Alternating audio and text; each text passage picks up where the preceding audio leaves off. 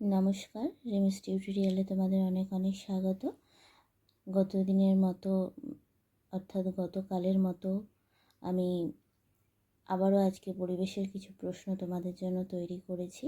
আশা করি এগুলো তোমাদের খুব উপকার লাগবে। তাহলে চলো দেখে ফেলি।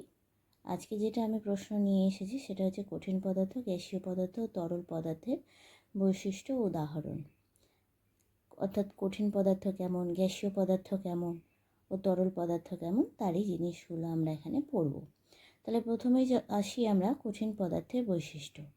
বলছে যেসব পদার্থের নিজস্ব আকার ও আয়তন আছে। আমরা জানি কঠিন পদার্থের নিজস্ব আকার ও আয়তন আছে। উদাহরণ কি? লোহা, কাঠ প্রভৃতি। অর্থাৎ এদের কি নিজস্ব আকার আছে আর আয়তন আছে। গ্যাসীয় পদার্থের নিজস্ব আকার নেই। গ্যাসীয় পদার্থের নিজস্ব আকার নেই। যখন যে পাত্রে রাখা হয় তখন কি হয় বলতো? সেই পাত্রেরই আকার ধারণ করে নেই। গ্যাসীয় পদার্থ তো আমরা চোখে দেখতে পাই না, তাই তো? আমরা কি গ্যাস চোখে দেখতে পাই? আমরা গ্যাস চোখে দেখতে পাই না। আর কি হয় বলতো? সহজেই চারিদিকে ছড়িয়ে পড়ে। দেখবে সিলিন্ডারে যখন তুমি সিলিন্ডারটা অফ করতে ভুলে যাবে কিংবা কোনো কারণবশত যদি তার পাইপ লিক করে দেয়, দেখবে সহজেই গ্যাসটা যেন চারিদিকে ছড়িয়ে পড়েছে।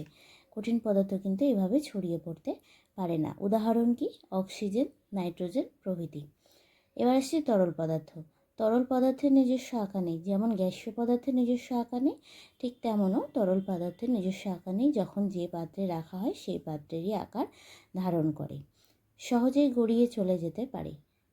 কি বলতো? জল তুমি যদি মেঝেতে ফেলে দাও, দেখবে সহজেই গড়িয়ে ও সামনের দিকে চলে যাচ্ছে। উদাহরণ জল, কেরোসিন প্রভৃতি। জলকে তুমি যদি একটা গ্লাসের মধ্যে রাখো তাহলে কী হবে বলো তো? গ্লাসেরই আকার ধারণ করবে। তেমন কেরোসিনকেও যদি তুমি একটা পাত্রের মধ্যে রাখো সেই পাত্রেরই আকার ধারণ করবে। এবার বলছে ধোঁয়া কি? ধোঁয়ার মধ্যে অনেক রকম গ্যাস মিশে থাকে, খানিকটা গুঁড়ো গুঁড়ো জিনিসও মিশে থাকে। ধোঁয়াতে শুধু যে এক ধরনের গ্যাস নয়, অনেক রকমের গ্যাসই মিশে থাকে। আবার ছোট ছোট গুঁড়োও মিশে থাকে, যেগুলো আমরা খালি চোখে দেখতে পাই না। নর্দমা পরিষ্কার করতে কোন কীটনাশক ব্যবহার করি? Bleaching powder. নর্দমা পরিষ্কার করতে আমরা ব্লিচিং পাউডার ব্যবহার করি। শ্বাস নেওয়ার জন্য কোন গ্যাস ব্যবহার করি?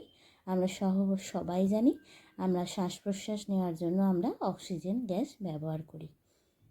বুঝতে পেরেছো? তোমাদের যদি কোনো অসুবিধা হয় অবশ্যই জানাবে, আমি সেটা বুঝিয়ে দেবো।